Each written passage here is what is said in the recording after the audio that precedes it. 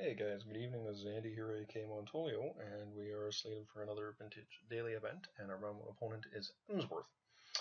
And this is the day that Magic Online made the changes to the legacy and the vintage queues, in that our daily events are now 3 round, a minimum 8 men to fire. So we fired below minimum tonight, I think at 12, which is probably the only nice feature.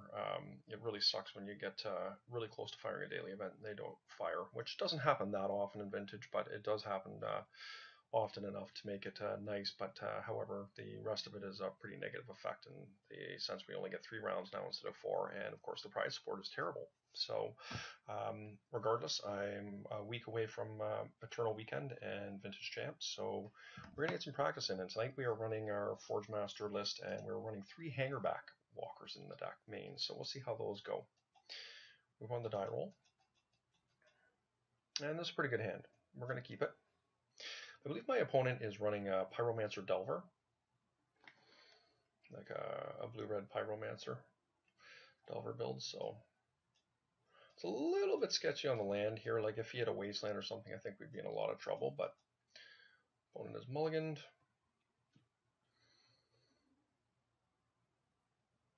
And he's mulliganed again, which is great. So hopefully this significantly increases our ability to resolve our Lodestone Golem. And if it does resolve, I think we're in really good shape. Good news for us, guys, because we've got a steady stream of sphere effects coming here, barring he wastelands us. I guess he could force a will that. I'm going to attack here, and if he does force a will it, then we'll just play out a sphere of resistance. But I would like to build my man up to be able to get a Forge Master down.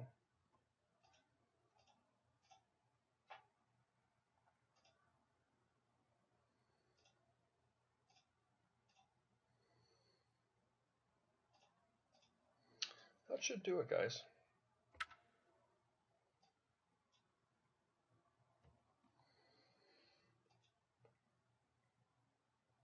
Yeah, I was going to say he's got just no chance there.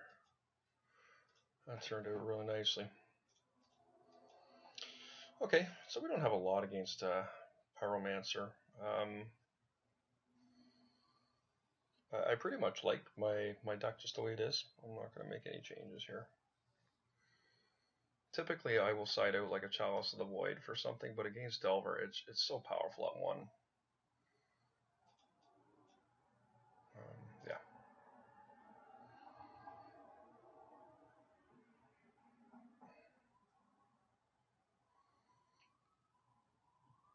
Yeah, we fired with 12 players tonight.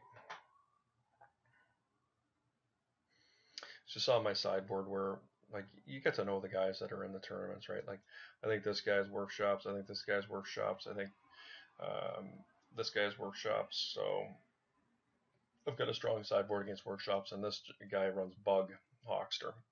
So I like to have my metalworkers and crucibles in against those type of decks. I think this hand is fine. It's obviously not an incredible hand because we've only got the one workshop, but it's fine.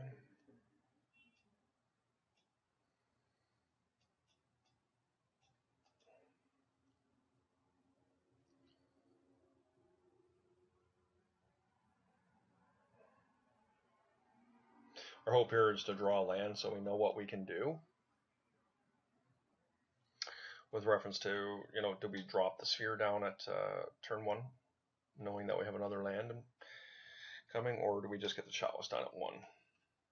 The problem with the Chalice at 1 is I think there's a very high probability that it's going to get crucibled, or excuse me, ingot chewered.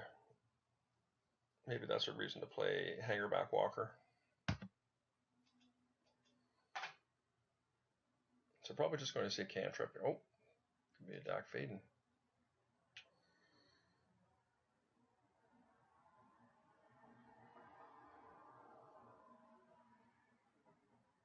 Okay, great draw for us. Okay, so I think I just get the sphere down here. Like, I'm just not too worried about anything he's doing here now. I mean, yeah, he's got the Lotus, but he's going to get one crack at using it, so, you know, if he's got a Dag Faden, so be it.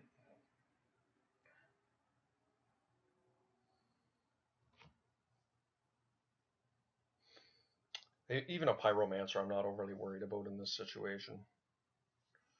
Unless, of course, it was accompanied by a Dag Faden, which he can't cast both.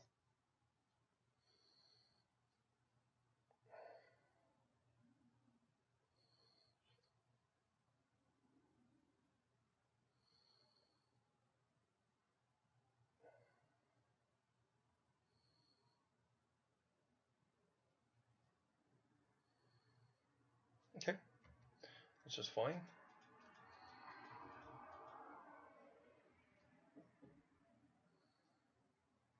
Mm-hmm.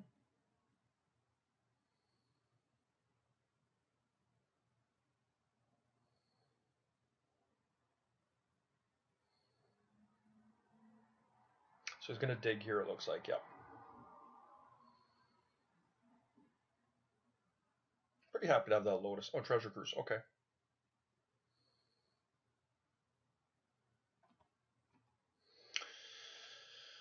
Okay, let's get a Lodestone out, and then I'm going to just play a Sphere of Resistance here.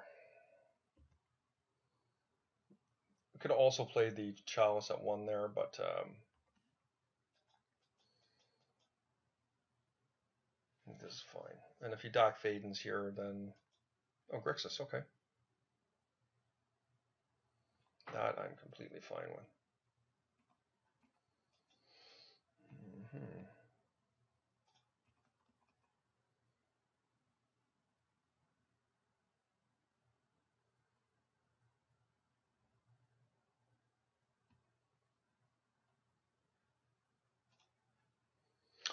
Now here's a tough one. Do we want to just get out the Steel Hellkite? We can't actually cast a Hellkite. Do I want to get out a Forge Master here?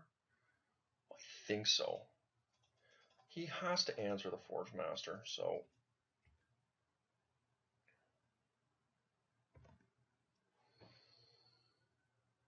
You know, I guess you could have Pulverize here, which would be a good reason to play the Hanger back, but...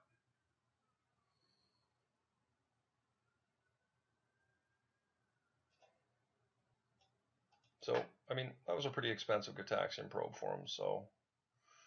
Pretty happy about that. I think what we're going to do here, guys, is I'm going to play a Hanger back, and I'm going to also play a Chalice, and I'm going to sacrifice those, and I'm going to get a Staff of Nin.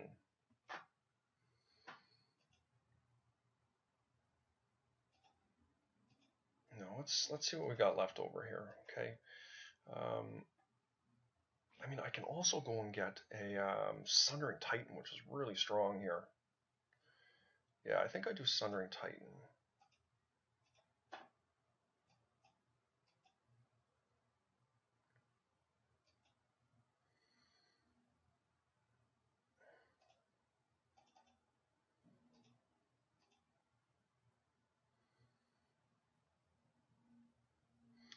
Yeah, I guess we'll just load the Hanger back Walker up here. And I think that's just what we do here.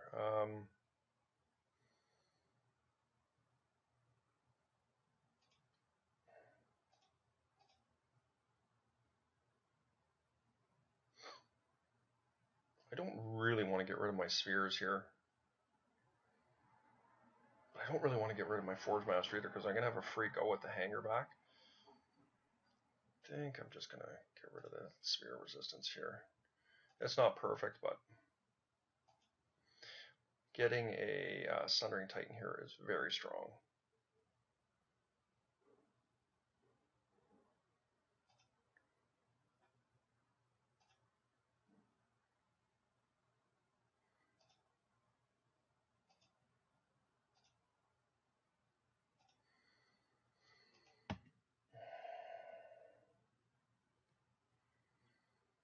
And I am not going... Actually, do I just trade my...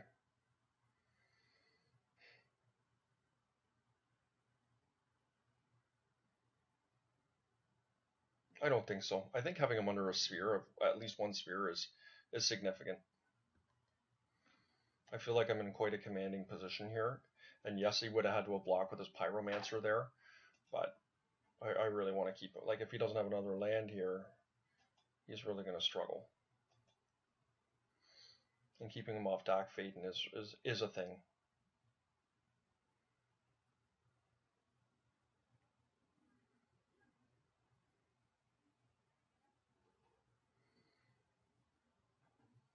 Do like that Hangerback Walker. Really thinking about running a couple for Eternal Weekend in my vintage list. Like, what value? So I might be seeing an Ingature here. Yeah, but once again, he has to take that Forge Master. I don't think he can take my my Lodestone Golem. Yeah.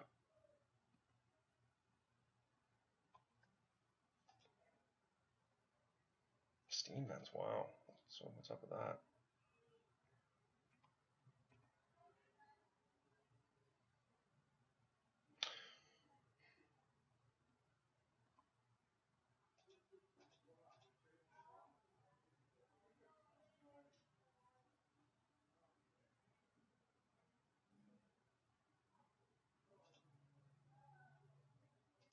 See, I am going to just play it safe here. I really don't want him to get my Lodestone Golem.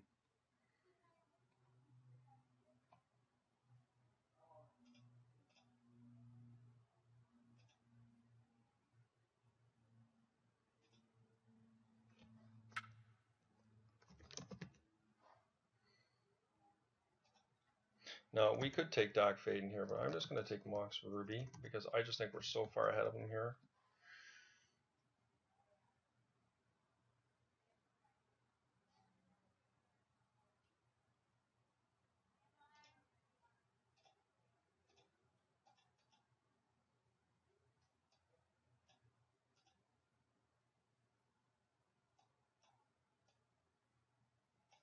I almost have a Chalice at 1. These are all pretty strong plays. So now he's got basically 1 mana to work with. Like, he's got the 2 mana, but he can cast a 1 casting cost spell with the lands that he has right now. Okay, got another one. So we can cast Doc Faden. Or no, he can't because the Mox Ruby's down. Another Pyromancer. Okay. My Hellkite's going to come in and do some mopping up here.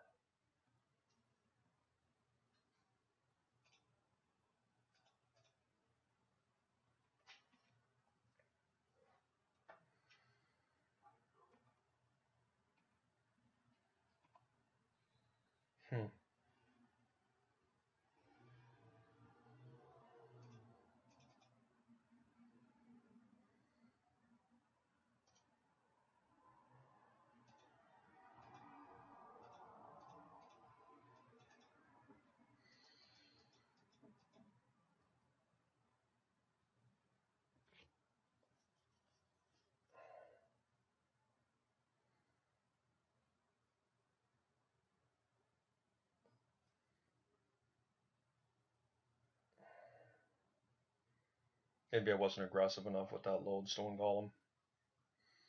I mean, he was not in a good position, yeah, when I didn't attack with it, but I was hoping he would not peel lands, and he peeled 2 in a row.